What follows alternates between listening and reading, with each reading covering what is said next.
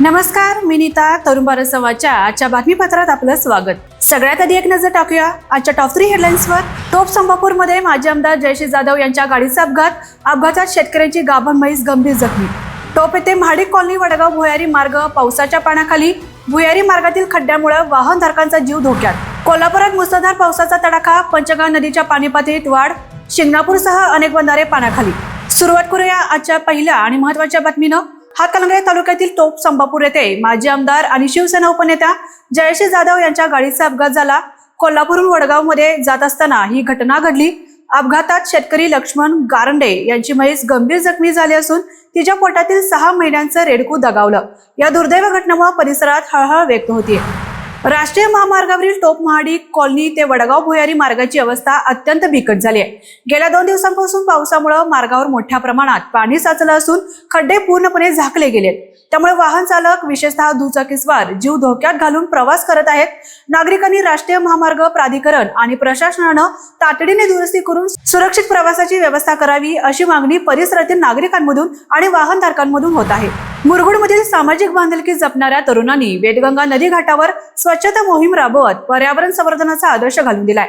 अवघ्या 2 तासात नदी परिसरातून 500हून अधिक दारूच्या बाटल्या, 200 पेक्षा अधिक शीतपेयांच्या बाटल्या आणि मोठ्या प्रमाणात प्लॅस्टिक कचरा हटवण्यात आला. ट्रॉलीभर कचरा गोळा करून परिसर स्वच्छ करण्यात आला. नागरिकांनी नदी परिसरात कचरा व मद्याच्या बाटल्या टाकू नयेत असे आवाहनही यावेळी करण्यात आले.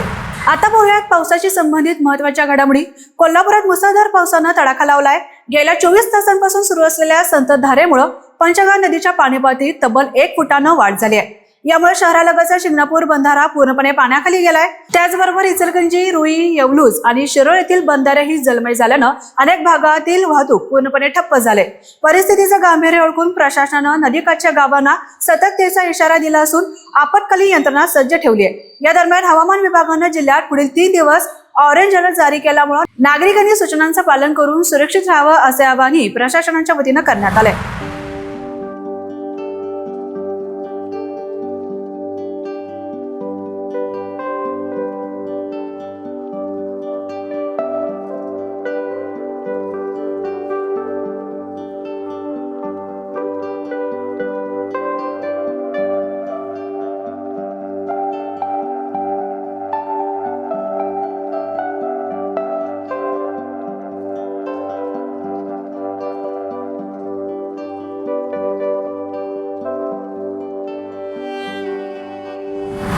शिंगणापूर बंधारा पाण्याखाली गेल्यामुळे नदीतील अनेक मासे संथ पाण्याच्या भागात येत असल्यानं त्यांना पकडण्यासाठी स्थानिक नागरिकांसह हौशी मच्छीमारांनी बंधाऱ्यालगत मोठी गर्दी केली आहे.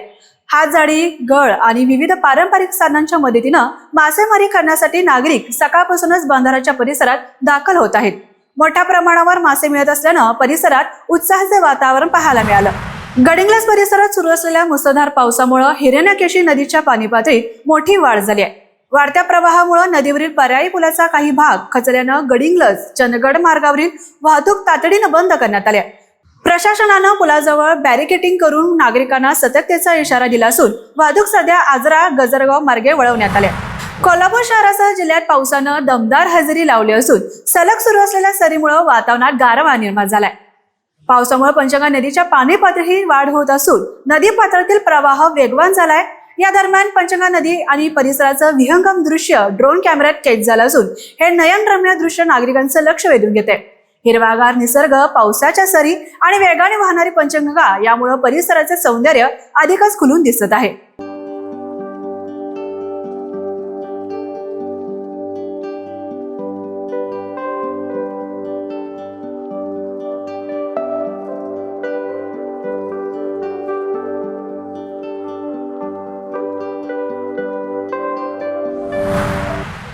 पावसाच्या पहिल्या सरींचा आनंद प्रत्येकजण वेगळ्या पद्धतीने साजरा करत असतो.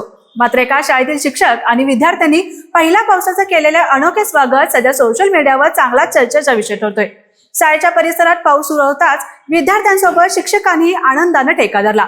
पावसाच्या सरींमध्ये विद्यार्थ्यांनी नृत्याचा मनमुराद आनंद घेतला तर शिक्षकांनीही विद्यार्थ्यांच्या उत्साहात सहभागी होत धमाल केली. यावेळी शिक्षकांनी केलेला भन्नाट अंदाज आणि विद्यार्थ्यांचा उत्स्फूर्त सहभाग पाहून उपस्थितांच्या चेहऱ्यावर हास्य फुलले. तर या होत्या आज दिवसभरातल्या काही महत्त्वाच्या घडामोडी. अशाच वेगवान आणि ताज्या अपडेटसाठी पाहत राहा तरुण भारत संवाद कोल्हापूर. चॅनलला सबस्क्राईब करा आणि बेल आयकॉनला क्लिक करायला विसरू नका. पुन्हा भेटूया उद्याच्या बातमीपत्रात. तोपर्यंत नमस्कार.